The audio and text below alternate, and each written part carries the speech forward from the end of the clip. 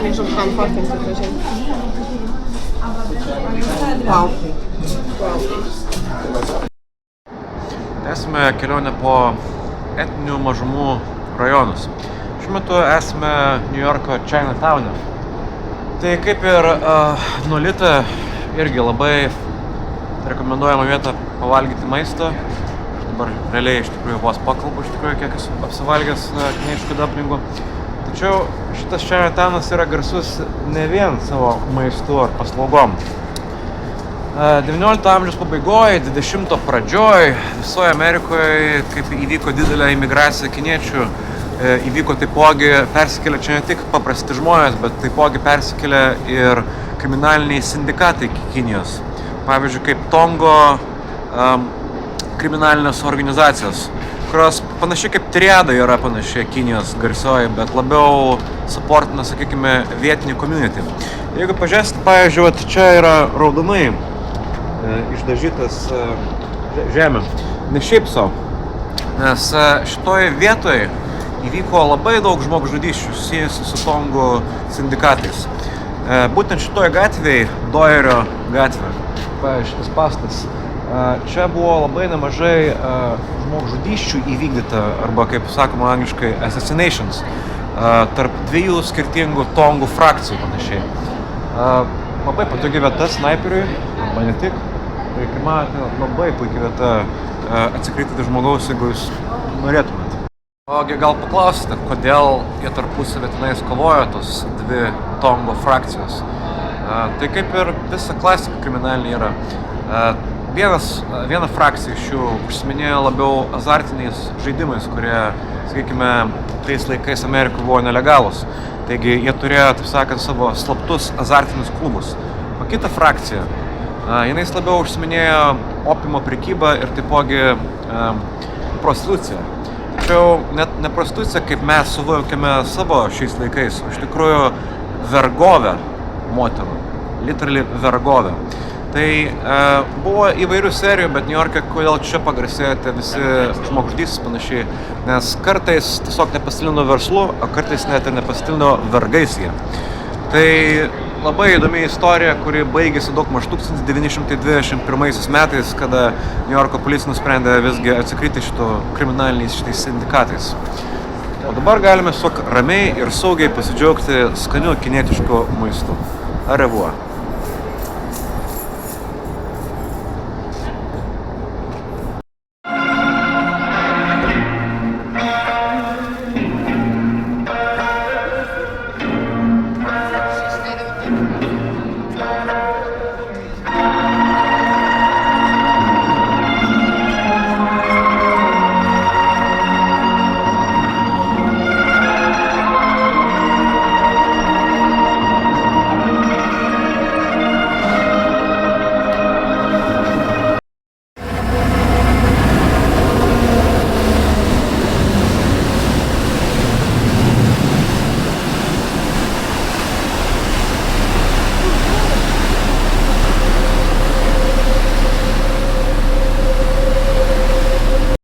Labas rytas, tęsime kelionę po New Yorką.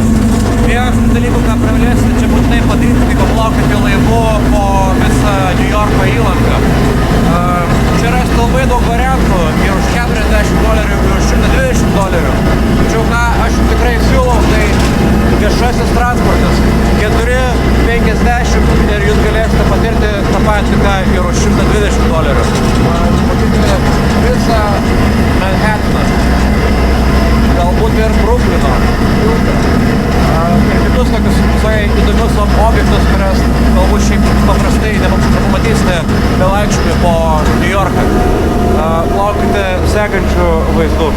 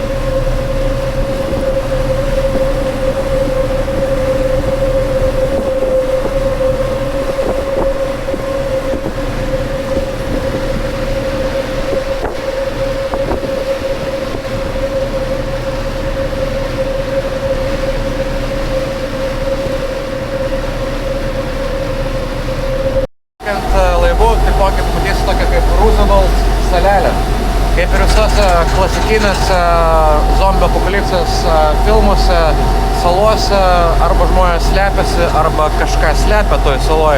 Tai Roosevelto saloj kažkada buvo tymų ligoninė, kur laikė tymai sergančių žmonės, kada tai buvo labiau pavojinga liga, galbūt ne šiais laikais.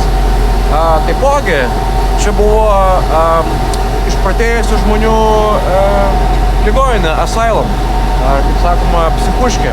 Kas labai ironiška, kad ta pati vieta, kur buvo šita asylum, dabar randasi prabangus apartamentai, kur gyvena vieni turtingiausių žmonių New York'e. Mat, kaip apsisuka kartais svarstyklis.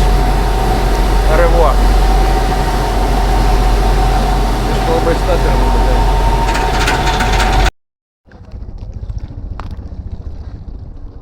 dabar esame centrinėme New Yorko parke. Šiaip galbūt bus sunku patikėti jums, bet dar 19 amžiaus vidury, kol vakarų Amerikoje dar vyko kaubojaus laikai arba jų pabaiga, tai New Yorkas jau buvo visai bustling city su nemažai dangoraižių ir aukštų pastatų. Tačiau jie jau tada jautė, kad miestui trūksta biškį žalumos. Buvo įvykdytas tai vadinamas Greensward planas, kuriame valdžia nusprendė įkurti šitą milžinišką parką. Šitas parkas čia jums ne Vingio parkas, čia yra kokie, nežinau, turbūt 20 Vingio parko, kokios įdomu yra. Parkas buvo pradėtas statyti 1858 metais, o jisai yra tokio didumo, kad užtruko netgi 20 metų jį užbaigti. Įsivaizduojate? Pažiūrėkime, ką galime gero rasti šitame parke. Revuo. Ir žmonės matė obeliską, arba tai vadinama Kleopatros adata. Šitas obeliskas originaliai buvo pasijęs 1425 metais prieš mūsų erą, Heliopolise, Egipte.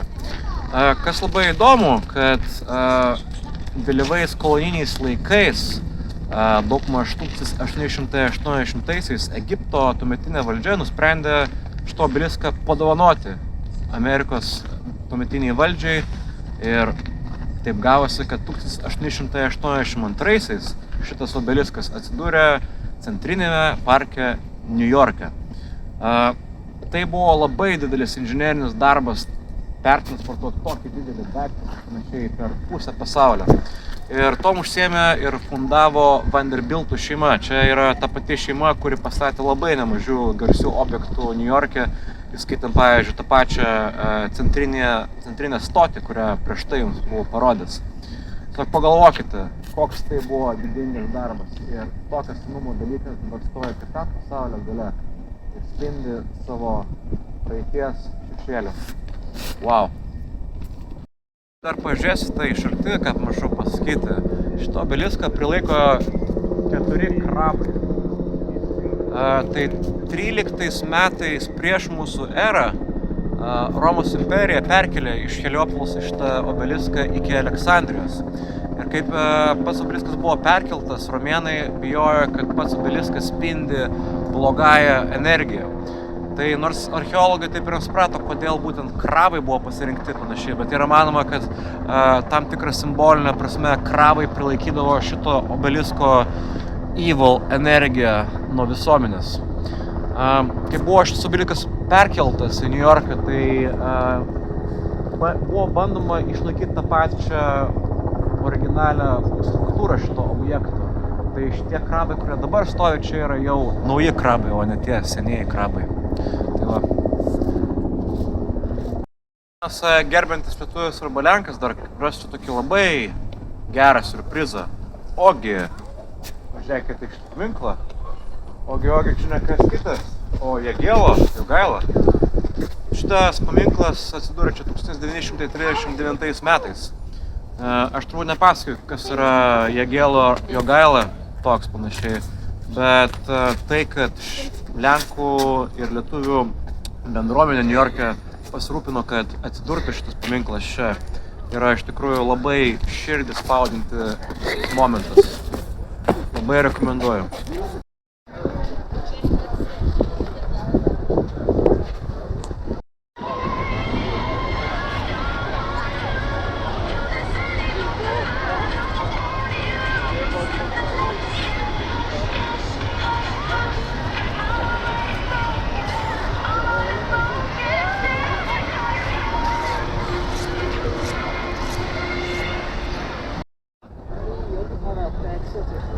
dabar dar tokį kalėdinį užšausiu tą progą, kad vis dar esame centrinėme New Yorko parke.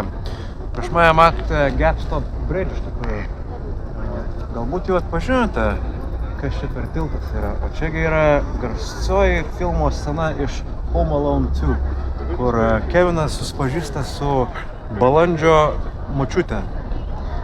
Labai fainai atrodo. Labai jauki šitą parko vieta. Linkiu jums kalėdų progą pasižiūrėti Vienas namuose 2 dar kartą. Viso gero.